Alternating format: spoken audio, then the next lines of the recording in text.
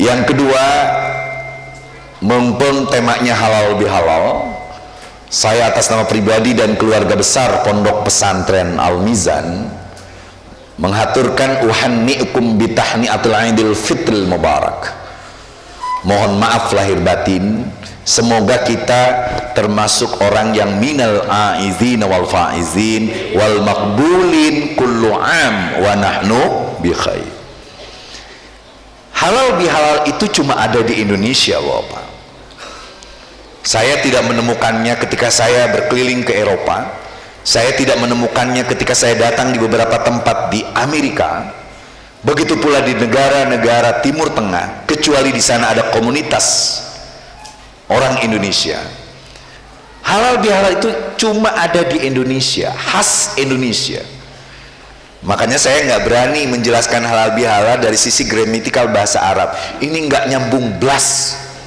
Saya tidak bisa mempertanggungjawabkan secara nahwu sorob, nggak nyambung. Tetapi sesuatu yang nggak nyambung bukan berarti tidak berguna.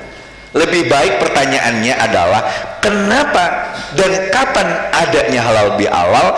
Jawabnya karena ada momen Idul Fitri. Id itu artinya hari raya. Kata orang Wonosoboku lebaran, hari raya. Maka keluarlah dari Id, dari masdar Id, isim fa'il fahuwa aidun aidani aiduna, yang dalam bentuk majrur dibaca aidin. Jadikan doa Allahumma ja'alna minal aidin. Cuma kita terjemahnya jadi mohon maaf lahir. Biasanya kalau Bapak ditambah kosong-kosong G, jadi persis kayak sepak bola Qatar lawan Indonesia. Padahal ketika kita ngomong Id yang artinya kembali, lebaran disebut Id karena lebaran datang tiap tahun. Tahun kemarin ada lebaran, tahun ini ada lebaran, tahun besok pun pasti ada lebaran. Yang tidak pasti itu adalah kita yang mengisi lebaran. Tahun kemarin kita ikut lebaran, alhamdulillah. Tahun ini kita lebaran walaupun 4 tanggal. Ada yang tanggal 29, Thariqah Satariyah di Aceh, lalu Naksabandiyah di Padang, itu tanggal 29. Lalu ada yang tanggal 30, saudara-saudara kita dari Muhammadiyah yang sudah melihat ru'yatul hilal walaupun dalam 1 derajat. Jujur ya Pak, termasuk sebenarnya mayoritas orang NU, Persis, PUI yang memilih tanggal 31 itu aslinya pinginnya tanggal 30. Buktinya ketika pemerintah mengumumkan tanggal 31, SMS berterbangan, aduh Kiai Maman ini bagaimana opor karo ketupat basi kabeh. Lalu ada yang tanggal 31, ada lagi yang tanggal 1. Siapa yang tanggal 1? Komunitas Aboge di Banyumas dan Probolinggo, itu tanggal 1.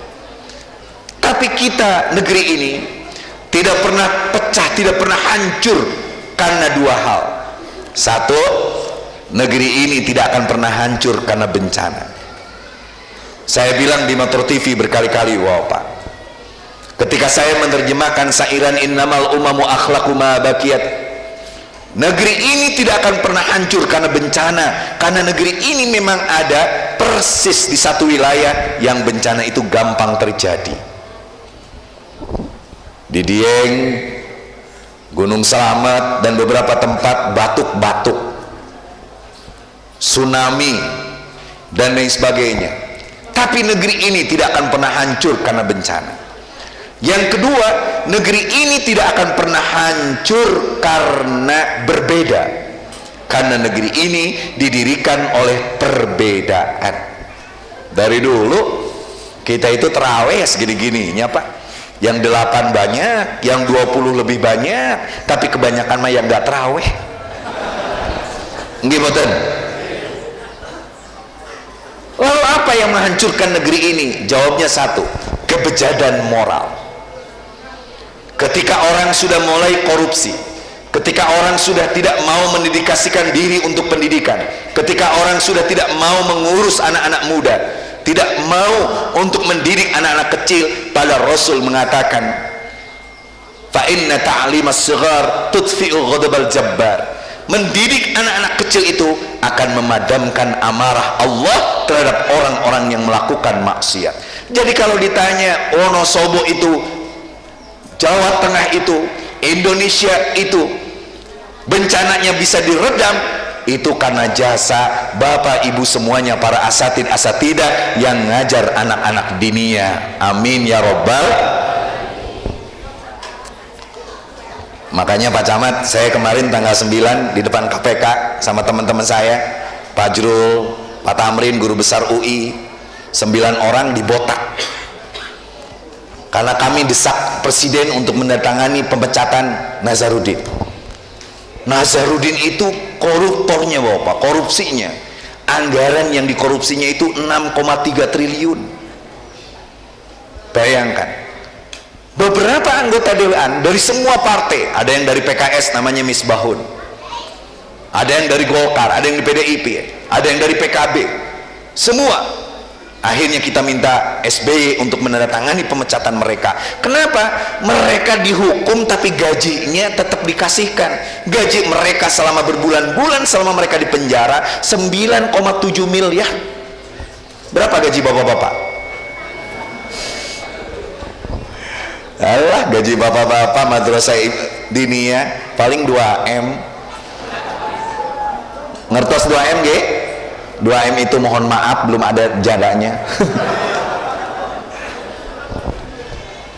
Bapak-bapak, ibu-ibu.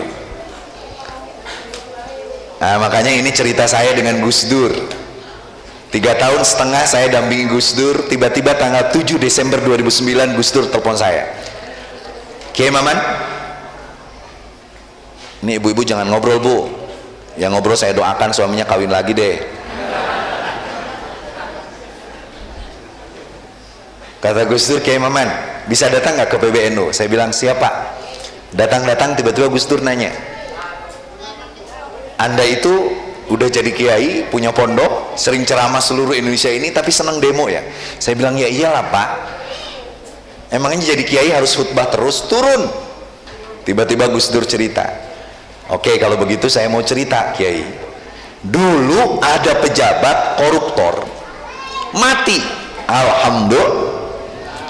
Kalau koruptor mati alhamdulillah. Nah si pejabat itu, si koruptor itu, mayitnya ternyata tangannya nggak bisa sidakep, ngacung. Datang Palebe,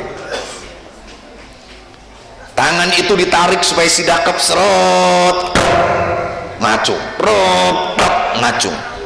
Akhirnya rawuh Kiai, wonten apa sih Palebe kayaknya bingung. Pak Modin, ya Allah Kiai, seumur kula ngurus mayit baru kali ini ada mayit ngelawan.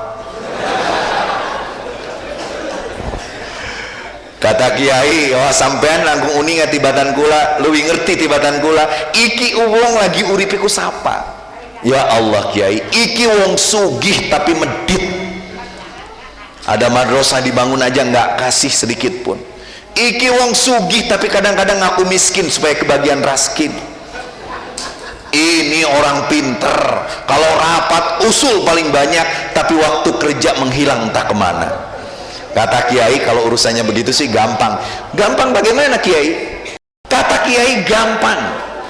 Gampang pripun Kiai? Masa kula ngadusi mayit ikin acung pas dikuburakan ikin nonghol? Kata Kiai, gampang. Ternyata Kiai pak nggak pakai doa, nggak pakai jal-jalut, nggak pakai apa. Dia pegang tangan mayit, dia keluarin uang 10.000 hasil tahlilan tadi, ditempelin di tangan mayit. Tiba-tiba krep nutup dewek bang. Komentar Gus Dur, wis mati bedoyan duit apa maning lagi. Terima kasih atas segala perhatian, mohon maaf atas segala kekurangan dan kehilafan. Alafu minkum wallahul muwafiq ila aqwamit wal hadi ila sawa'is sabil. Wassalamualaikum warahmatullahi wabarakatuh.